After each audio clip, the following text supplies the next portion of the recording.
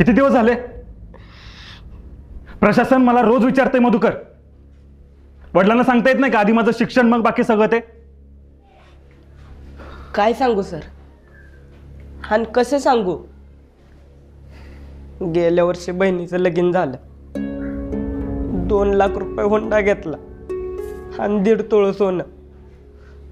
तवा काढलेलं कर्ज भेटलं नाही तर वर चुलत्यानं केस टाकली वावराच्या वाटण्याची.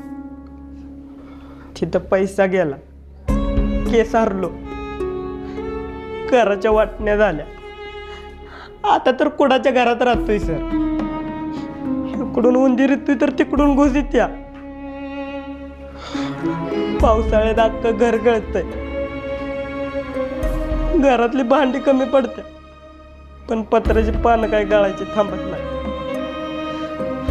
बाप गावलती काम करतो.